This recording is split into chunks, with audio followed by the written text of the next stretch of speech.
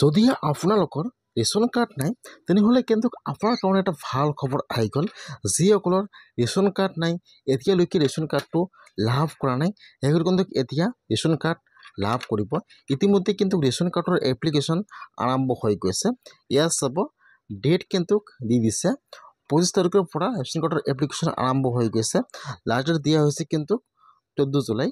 যদি আপোনালোকে এতিয়ালৈকে ৰেচন কাৰ্ডটো লাভ কৰা নাই তেনেহ'লে কিন্তু আপোনালোকে এই কেইদিনৰ ভিতৰত আপোনাৰ ৰেচন কাৰ্ডৰ কাৰণে এপ্লিকেশ্যন কৰিব লাগিব। এতিয়া কেনেকৈ আপোনালোকে ৰেচন কাৰ্ডৰ কাৰণে এপ্লিকেশ্যন কৰিব, কি ডকুমেণ্ট লাগিব আৰু আপোনালোকে ৰেচন কাৰ্ডৰ কাৰণে অনলাইনত আবেদন কৰিব লাগিব নে অফলাইনত আবেদন কৰিলে হৈ যাব। মই আজি এইটো ভিডিঅ'ত ৰেচন কাৰ্ডৰ এপ্লিকেশ্যনৰ সম্পূৰ্ণ প্ৰচেছ ষ্টেপ বাই ষ্টেপ জনাই দি আছোঁ। আপোনালোকে জানিবলৈ হ'লে ভিডিঅ'টো সম্পূৰ্ণকৈ চাই ল'ব, স্কিপ নকৰাকৈ। আৰু যদি আপোনালোকে মোৰ চেনেলত নিউ হয়, মোৰ চেনেলটো ছাবস্ক্ৰাইব কৰি ৰাখি দিব। ৰেচন কাৰ্ড নথকা সকলৰ বাবে ভাল খবৰ আহি গ'ল। এইবাৰ যিহেতু বহুতো মানুহৰ ৰেচন কাৰ্ড হোৱা নাই, সেইকাৰণে কিন্তু আৰু ৰেচন কাৰ্ডৰ কাৰণে নতুন এপ্লিকেশ্যন আৰম্ভ কৰিছে।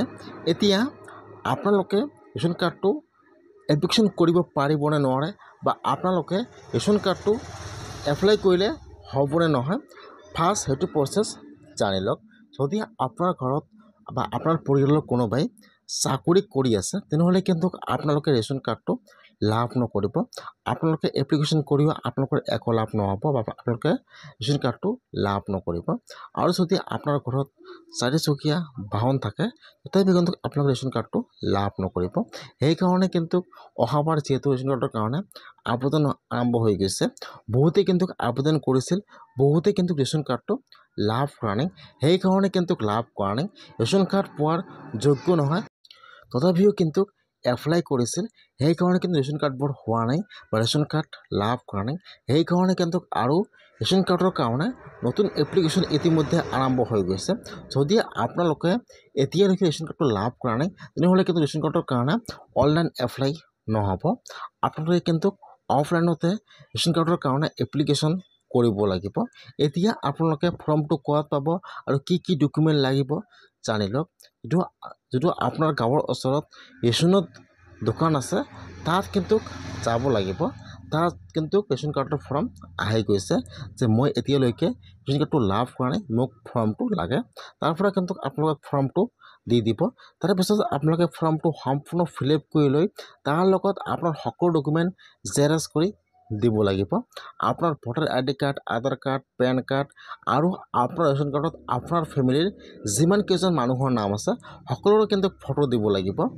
আপোনালোকে সকলোৰে ফটো দিব আৰু তাৰ লগত আপোনাৰ সকলোৰে আধাৰ কাৰ্ডৰ জেৰক্স দিব লাগিব। তাৰপিছত আপোনালোকে আপোনাৰ সকলো ডকুমেণ্ট জেৰক্স কৰি লৈ আপোনালোকে আপোনাৰ ফৰ্মটো ফিল আপ কৰি লৈ আপোনালোকে আপোনাৰ গাঁৱত যিটো ৰেচনৰ দোকান আছে তাত কিন্তু দিলেও হ'ব, অথবা আপোনালোকে আপোনাৰ পঞ্চায়তত দিলেও হ'ব, অথবা আপোনালোকে আপোনাৰ যিটো ৰেচনৰ হেড অফিচ আছে তাত দিলেও কিন্তু হৈ যাব। যিসকলে এতিয়ালৈকে ৰেচন কাৰ্ডটো লাভ কৰা নাই আপোনালোকে আপোনাৰ গাঁৱৰ ওচৰত ৰেচনৰ দোকানত খবৰ লওক। তাত বৰ্তমান কিন্তু ৰেচন কাৰ্ডৰ কাৰণে এপ্লিকেশ্যন আৰম্ভ হৈ গৈছে। আপোনালোকে অতি সোনকালে এপ্লিকেশ্যন কৰক।